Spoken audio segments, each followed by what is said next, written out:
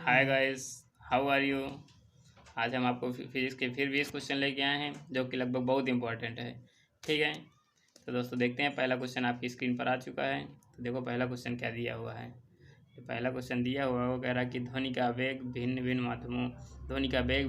माध्यमों में। क्वेश्चन हो गया। पहला नंबर विकल्प दे दिया है कि समान होता है, और दूसरा जो विकल्प दिया वो कह रहा है कि भिन्न भिन्न होता है और ठोसों में सबसे अधिक होता है। ठीक है दोस्तों। और तीसरा जो दिया हुआ है वो कह रहा है भिन्न भिन्न होता है, पर भिन्न भिन्न होता है और द्रव में सबसे कम होता है। और चौथा दे दिया भिन्न भिन्न होता है और गैस में सबसे अधिक होता है। तो दोस्तों अपने जो आंसर हुआ करे वो कमेंट में बता दिया करिए। देखो मैं बताता हूँ इसका आंसर क्या होगा। इसका आंसर हो जाएगा दोस्तों कि जो ध्वनि का वेग होता है वो ठोसों में सबसे अधिक होता है, और ये जो वो माध्यमों की बात कर रहा है तो माध्यम में ये अलग अलग हो, भिन्न भिन्न होगा, तो इसका दूसरा नंबर सही हो जाएगा। ठीक है दोस्तों। अगला क्वेश्चन देखते हैं। अगला क्वेश्चन क्या है आप लोगों का। अगला क्वेश्चन जो है दोस्तों वो कह रहा है कि लगभग 20 डिग्री सेल्सियस के तापक्रम पर किस माध्यम में ध्वनि की गति अधिकतम होगी। पहला विकल्प दे दिया हवा में, और दूसरा दे दिया ग्रेफाइट में, और तीसरा दे दिया दोस्तों पानी में, और चौथा दे दिया है लोहा में। तो दोस्तों इसका आंसर कौन सा हो जाएगा। इसका आंसर हो जाएगा दोस्तों चौथा नंबर, लोहा। लोहा यहाँ पे ठोस है, तो सबसे ज़्यादा ध्वनि किस में होती है, ठोसों में होती है। इसका आंसर चौथा नंबर हो जाएगा लोहा। ठीक है दोस्तों। अगला क्वेश्चन देखते हैं। अगला क्वेश्चन क्या है। अगला क्वेश्चन दिया हुआ है कि निम्न में से कौन सा एक कथन सही नहीं है, मतलब ध्वनि से संबंधित नहीं है, कौन सा कथन सही नहीं गलत है। ठीक है। पहला विकल्प दिया है कि तापमान के बढ़ने पर वायु में ध्वनि का वेग बढ़ता है। कई बार क्वेश्चन पढ़ लिया करिए ताकि आपको क्वेश्चन पूरा समझ में आना चाहिए। ठीक है। तो कह रहा है कि तापमान के बढ़ने पर वायु में ध्वनि का वेग बढ़ता है। दूसरा दे दिया है कि वायु में ध्वनि का वेग दाब पर निर्भर नहीं करता। तीसरा दे दिया है कि आर्द्रता के बढ़ने पर वायु में ध्वनि का वेग कम हो जाता है। चौथा दे दिया है कि आयाम तथा आवृत्ति के परिवर्तन में वायु के वेग प्रभावित नहीं होता। तो दोस्तों इसका जो आंसर हो जाएगा अपने अनुसार आप अपने आंसर अपने कमेंट में कमेंट बताते जाइए। इसका आंसर हम बता रहे हैं तीसरा नंबर सही हो जाएगा कि आर्द्रता के बढ़ने पर वायु में ध्वनि का वेग कम हो जाता है। ये गलत है। आर्द्रता के बढ़ने पर वायु के वेग में कोई परिवर्तन नहीं होता। ठीक है दोस्तों। तो चौथा नंबर देखते हैं क्या है। चौथा नंबर जो क्वेश्चन दिया हुआ है आप लोगों का, कह रहा है कि वायु में ध्वनि का वेग पहला विकल्प दे दिया कि तापमान के बढ़ने पर घटता है, और इसमें दे दिया कि दूसरा दे दिया कि तापमान के घटने से बढ़ता है, और तीसरा दे दिया कि तापमान पर आश्रित नहीं हो रहता है, और चौथा दिया है तापमान के घटने से घटता है। ठीक है दोस्तों। तो इसका आंसर हो जाएगा चौथा नंबर, क्योंकि तापमान के घटने से घटता है और तापमान अगर बढ़ेगा तो ध्वनि का वेग भी बढ़ता है। ठीक है ना दोस्तों। तो इसका जो आंसर हो जाएगा इसका चौथा नंबर करेक्ट हो जाएगा। ठीक है। इसी प्रकार देखते हैं अगला क्वेश्चन क्या है आप लोगों का 25 नंबर का। उसमें दे दिया है दो कथन दिया है, पहला कथन दिया है और दूसरा रीजन दिया है। ठीक है ना दोस्तों। देखो पढ़ते हैं क्वेश्चन क्या है। पहला क्वेश्चन जो दिया है कह रहा है कि कथन में कह रहा रेलगाड़ी के इंजन से निकली भाप पहले दिखाई पड़ती है और सीटी बाद में सुनाई पड़ती है। कारण। ठीक है, अब कारण पढ़ते हैं। कारण दे दिया है, कह रहा कि प्रकाश तरंगों की चाल की तुलना में ध्वनि तरंगों की चाल बहुत कम होती है। तो पहला विकल्प दिया दोस्तों, मन ध्यान से पढ़िएगा। तो पहला विकल्प जो दे दिया है वो कह रहा है कि ए और आर दोनों सही हैं, और आर ए की सही व्याख्या करता है, मतलब जो आर है ये ए की सही व्याख्या करता है। दूसरा दे दिया है कि ए और आर दोनों सही परंतु आर ए की सही व्याख्या नहीं करता। तीसरा दे दिया है कि ए सही है परंतु आर गलत है, और चौथा दिया कि ए गलत है परंतु आर सही है। तो दोस्तों मन से पढ़ो, इसका आंसर पहला नंबर सही हो जाएगा, क्योंकि आप लोगों को पता हो कि रेलगाड़ी के इंजन से बिजली मतलब निकली भाप पहले दिखाई पड़ती है परंतु सीटी की ध्वनि सुनाई बाद में पड़ती है। ठीक है ना। कैसे देखो तुमको पता है कि प्रकाश की चाल ध्वनि की चाल से अधिक होती है, नहीं होती, तो दोनों इसका मतलब दोनों सही है, तो इसका पहला नंबर सही हो जाएगा। ठीक है दोस्तों, कि पहला ए और आर दोनों सही है, पर आर जो है एक ही व्याख्या कर रहा है। ठीक है, तो इसका पहला नंबर आंसर सही हो जाएगा। अगला क्वेश्चन देखते हैं। अगला क्वेश्चन क्या होगा। अगला क्वेश्चन जो दिया है कह रहा है कि पराध्वनि विमान उड़ते हैं। पराध्वनि जो विमान होते हैं वो किसके द्वारा उड़ते हैं। विकल्प दे दिया कि ध्वनि की चाल से, दूसरा दे दिया है ध्वनि की चाल से कम चाल से, और तीसरा दे दिया है कि ध्वनि की चाल से अधिक चाल से, और चौथा दे दिया है दोस्तों प्रकाश की चाल से। तो इसका आंसर लगभग ये क्वेश्चन बहुत इंपॉर्टेंट है दोस्तों। तो इसका जो आंसर हो जाएगा, इसका आंसर तीसरा नंबर हो जाएगा। ध्वनि की चाल से अधिक चाल से उड़ते हैं जो मतलब पराध्वनिक विमान जो होते हैं वो ध्वनि की चाल से अधिक चाल से उड़ते हैं। ठीक है दोस्तों, तो इसका तीसरा नंबर सही हो जाएगा। ओके, इसको अगला क्वेश्चन देखते हैं। अगला क्वेश्चन क्या है आप लोगों का। अगला क्वेश्चन दिया है कि वस्तु के वेग तथा उसी माध्यम में एवं उन्हीं परिस्थितियों में ध्वनि के वेग के अनुपात को क्या कहते हैं। कह रहा कि वस्तु के वेग तथा उसी माध्यम में एवं उन्हीं परिस्थितियों में ध्वनि के वेग के अनुपात को क्या कहते हैं। जो पहला विकल्प दिया है दोस्तों वह कह रहा है कि स्थायित्व संख्या, और दूसरा दे दिया है लैप्लास संख्या, और दूसरा दे दिया है ऑक्टेन संख्या, तीसरा दे दिया है, चौथा दे दिया है मैक संख्या। ठीक है दोस्तों, इसका जो आंसर हो जाएगा, इसका चौथा नंबर आंसर होगा। कौन सा आंसर होगा? मैक संख्या कहते हैं वस्तु के वेग तथा उसी माध्यम में उन्हीं परिस्थितियों की ध्वनि के वेग के अनुपात को क्या कहते हैं? मैक संख्या। ठीक है, तो इसका चौथा नंबर सही हो जाएगा दोस्तों। अगला क्वेश्चन देखते हैं। अगला क्वेश्चन क्या है? अगला क्वेश्चन जो दिया है कि मैक अंकों का प्रयोग वेग के संबंध में किया जाता है। मतलब मैक अंकों का प्रयोग वेग के संबंध में किया जाता है। पहला विकल्प दे दिया कि ध्वनि के, जलयान के, वायुयान के, अंतरिक्ष में। इसका आंसर हो जाएगा दोस्तों तीसरा नंबर। ठीक है ना, जो मैक अंकों का प्रयोग होता है वो वायुयान में किया जाता है। ठीक है, चलो अगला क्वेश्चन देखते हैं। अगला क्वेश्चन क्या आप लोगों का? अगला क्वेश्चन दिया हुआ दोस्तों, कह रहा ध्वनि प्रदूषण मापा जाता है। मतलब ध्वनि या ध्वनि प्रदूषण जो मापा जाता है किसके द्वारा मापा जाता है? यंत्र की बात की जा रही है। इसमें दे दिया, पहला विकल्प दे दिया है कि फान में, दूसरा दे दिया है डेसी में, और तीसरा जो दिया है डेसीबल में, चौथा जो दिया है डेसीमल में। ठीक है दोस्तों, इसका आंसर कौन सा हो जाएगा? आप लोग अपने आंसर लगभग कमेंट में बताइए और अपना स्कोर भी बताइए कि हम लोग 20 में कितना कर पा रहे हैं। इसका आंसर हो जाएगा दोस्तों तीसरा नंबर, डेसीबल। जो ध्वनि की तीव्रता होती है, ध्वनि की प्रदूषण कुछ भी कहें, ध्वनि की मतलब ध्वनि किससे मापा जाता है? तो डेसीबल में मापा जाता है। ठीक है ना, अगला क्वेश्चन देखते हैं क्या है। अगला क्वेश्चन दिया है कि साधारण बातचीत के लिए ध्वनि की तीव्रता होती है, जो मतलब आपस में बातचीत की जाती है तो उसकी अधिकतम ध्वनि की तीव्रता कितनी होती है।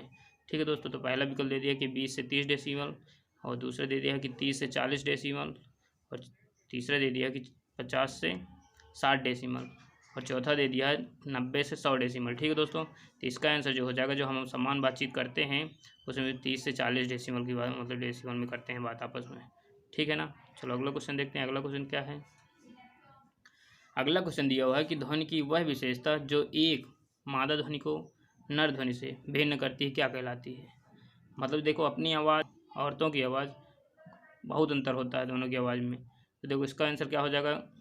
पहला क्वेश्चन पढ़िए करिए, एक बार दो बार कम से कम क्वेश्चन ज़्यादा से ज़्यादा पढ़ा करिए ताकि आपको स्पष्ट समझ में आए कि क्या कहा जा रहा है क्वेश्चन में। क्वेश्चन में कहा जा रहा है कि ध्वनि की वह विशेषता जो एक मादा ध्वनि को नर ध्वनि से भिन्न करता क्या कहलाता है। पहला विकल्प जो दे दिया है वो कह रहा है तारत्व, दूसरा दे दिया है कि प्रवस्था, तीसरा दे दिया है गुणता, और चौथा दे दिया है प्रबलता। ठीक है दोस्तों, तो इसका जो आंसर हो जाएगा, इसका पहला नंबर सही होगा। तारत्व के कारण होता है, हमें जो भिन्नता होती है वो तारत्व के कारण होता है। ठीक है दोस्तों, चलो अगला क्वेश्चन देखते हैं। अगला क्वेश्चन क्या है? अगला क्वेश्चन दिया हुआ है कि ध्वनि के किस लक्षण के कारण कोई ध्वनि मोटी या पतली होती है। ठीक है ना दोस्तों, तो इसका आंसर क्या हो जाएगा? ये वो सेम वही क्वेश्चन है। मतलब ध्वनि के किस लक्षण के कारण कोई ध्वनि मोटी या पतली, मतलब जो होते हैं, जो मर्द होते हैं या फिर कहें जो लड़के होते हैं उनकी आवाज़ मोटी होती है, और जो औरतें होती हैं या लड़कियां होती हैं उनकी पतली होती है आवाज़, पर तेज़ होती है आवाज़। ठीक है दोस्तों, तो किसके कारण होता है? ये तारत्व के कारण होता है। इसका आंसर क्या हो जाएगा? बी नंबर, तारत्व, पिच। ठीक है दोस्तों, अगला क्वेश्चन देखते हैं। अगला क्वेश्चन क्या है? अगला क्वेश्चन दिया हुआ है कि पुरुषों की अपेक्षा महिलाओं की आवाज़ अधिक तीव्र होती है क्योंकि महिलाओं की आवाज़ आयाम कम होता है। पहला विकल्प दे दिया है, दूसरा दे दिया है आयाम अधिक होता है, तीसरा देता है कि तारत्व कम होता है, चौथा दिया है तारत्व अधिक होता है। तो जो महिलाओं की आवाज़ होती है उसका तारत्व अधिक होता है। ठीक है ना दोस्तों, तो इसका क्या हो जाएगा? डी नंबर सही हो जाएगा। क्वेश्चन 1, 2, 3 बार पढ़ लिया करिए ताकि आपको स्पष्ट समझ में आ जाएगा। ठीक है, अगला देखते हैं क्या है। अगला क्वेश्चन जो दिया है वो कह रहा है एक युवक पुरुष की आवाज़ की तुलना में छोटे बच्चे की आवाज़ अधिक प्रिय लगती है, क्यों लगती है। ठीक है ना, तो देखो पहला विकल्प जो दिया है वो कह रहा है कि बच्चे की आवाज़ का तारत्व पुरुष की आवाज़ के तारत्व की तुलना में कम होता है। दूसरा दे दिया कि बच्चे की आवाज़ का तारत्व पुरुष की आवाज़ के तारत्व की तुलना में अधिक होता है। और तीसरा जो दिया है वो कह रहा है बच्चे में अधिक ताकत होती है। और चौथा दिया है पुरुष में से कोई नहीं। दोस्तों इसका जो आंसर हो जाएगा, इसका दूसरा नंबर सही हो जाएगा। कह रहा है कि बच्चे की आवाज़ का तारत्व जो होता है पुरुषों की आवाज़ की तारत्व में अधिक होता है, तुलना में अधिक होता है। ठीक है ना दोस्तों, तो इसका कौन सा आंसर सही हो जाएगा? इसका दूसरा नंबर। ठीक है, अगला क्वेश्चन देखते हैं। अगला क्वेश्चन क्या है आपका? अगला क्वेश्चन दिया है कि स्त्रियों की आवाज़ पुरुषों की अपेक्षा पतली होती है क्योंकि स्त्रियों की आवाज़ की आवृत्ति अधिक होती है, कि तरंगदैर्घ्य अधिक होता है, कि आयाम अधिक होता है, कि वेग अधिक होता है। ठीक है दोस्तों,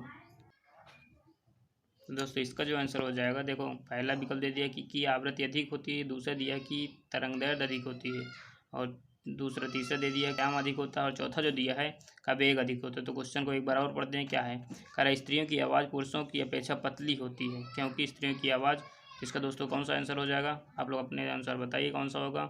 हम बता रहे इसका पहला नंबर सही होगा। क्या होगा कि आवृत्ति अधिक होती है, उनकी स्त्रियों की आवाज़ की आवृत्ति अधिक होती है, ठीक है ना। अगला क्वेश्चन देखते हैं, अगला क्वेश्चन क्या है। अगला क्वेश्चन दिया है कि यदि सितार और बांसुरी एक ही स्वर बजाए जाएं तो उनसे उत्पन्न ध्वनि का भेद निम्नलिखित में अंतर के कारण किया जा सकता है, मतलब किसके कारण का भेद प्रदर्शित किया जा सकता है। पहला विकल्प जो दे दिया दोस्तों, वो कह रहा है कि तारत्व, प्रबलता और गुणता के कारण। दूसरा दिया केवल तारत्व और प्रबलता के कारण। तीसरा दिया केवल ध्वनि प्रबलता के कारण, और चौथा जो दे दिया है कह रहा है केवल ध्वनि गुणता के कारण। ठीक है दोस्तों, तो इसका आंसर क्या होगा, आप लोग कमेंट में बताइए क्या हो सकता है। इसका आंसर हम बता रहे हैं, इसका आंसर हो जाएगा चौथा नंबर, ठीक है, केवल ध्वनि प्रकुरता के कारण। ठीक है ना दोस्तों, अंतर बताया जा सकता है। अगला क्वेश्चन देखते हैं, अगला क्वेश्चन क्या है। अगला क्वेश्चन कह रहा है कि निम्नलिखित में से कौन सा एक वायु में ध्वनि तरंगों द्वारा उत्पादित नहीं होता, मतलब ध्वनि तरंगों द्वारा क्या नहीं उत्पादित होता है। जैसे उद्ध्रुवण होता है, विवर्तन, परावर्तन और अपवर्तन। विकल्प दे दिया है, तो इसका कौन सा आंसर हो जाएगा दोस्तों, इसका पहला नंबर सही हो जाएगा। ध्रुवण केवल प्रकाश में होता है, ठीक है ना कि ध्वनि में। अगला क्वेश्चन देखते हैं, अगला क्वेश्चन क्या है। अगला क्वेश्चन दिया हुआ कि ध्वनि तीव्रता की डेसिबल में वह अधिकतम सीमा जिसके ऊपर व्यक्ति सुन नहीं सकता, मतलब वह अधिकतम डेसिबल में कितनी ध्वनि होती है जिसके द्वारा मतलब मनुष्य नहीं सुन सकता, हम लोग नहीं सुन सकते। तो पहला जो विकल्प दिया है वो कह रहा है 50 डेसिबल, दूसरा दे दिया 70 डेसिबल, और तीसरा दिया 85, चौथा क्या दे दिया 95 डेसिबल। ठीक है दोस्तों, तो इसका आंसर हो जाएगा, क्या होगा इसका जो आंसर हो जाएगा चौथा नंबर 95 डेसिबल। ठीक है दोस्तों, अगला क्वेश्चन देखते हैं क्या है। अगला क्वेश्चन कह रहा है कि निम्न में से किसके द्वारा सबसे अधिक ध्वनि प्रदूषण होता है, मतलब जो ध्वनि प्रदूषण होता है तो किसके कारण होता है, मेन रीजन पूछा जा रहा है, अधिकतम। ठीक है, तो पहला विकल्प दे दिया है कि मोटर गाड़ी, दूसरा दे दिया है कि रेलवे इंजन, और तीसरा दिया है पाप म्यूजियम, और चौथा दे दिया है कि हवाई जहाज़ की उड़ान भरना। इसका आंसर हो जाएगा, एग्जैक्ट आंसर हो जाएगा दोस्तों चौथा नंबर, ठीक है ना। हवाई जहाज़ की उड़ान भरने में सबसे ज़्यादा ध्वनि प्रदूषण होता है, ठीक है ना। आप लोग याद रखिएगा, अधिकतर ये इंपॉर्टेंट क्वेश्चन है, ठीक है। अगला क्वेश्चन देखते हैं, अगला क्वेश्चन क्या है। अगला क्वेश्चन जो दिया हुआ है वो कह रहा है कि नज़दीक आती रेलगाड़ी की सीटी की आवाज़ बढ़ती जाती है जबकि दूर जाने वाली रेलगाड़ी के लिए ये घटती जाती है, यह घटना का उदाहरण है, ठीक है ना। पहला दे दिया कि रमन प्रभाव का, दूसरा दे दिया कि जूल थॉमसन प्रभाव का, और जो तीसरा दिया है वो कह रहा है कार्पटर प्रभाव का, चौथा दे दिया कि डॉपलर प्रभाव का। ठीक है दोस्तों, तो इसका आंसर क्या हो जाएगा, इसका चौथा नंबर आंसर हो जाएगा डॉपलर प्रभाव होता है, ठीक है ना।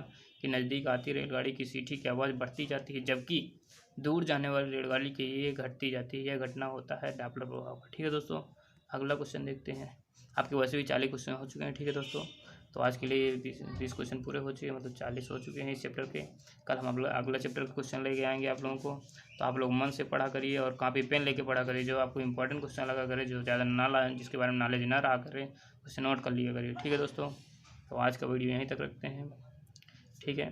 तो अगर आपको वीडियो पसंद आया करे तो लाइक कर दीजिए करें, और अगर इसी तरह नए वीडियो तुरंत पाने के लिए आप लोग सब्सक्राइब कर लिए करिए, ठीक है दोस्तों। तो बाय, और आपको होली की बहुत बड़ी बधाई, बहुत बहुत बधाइयाँ, ठीक है दोस्तों।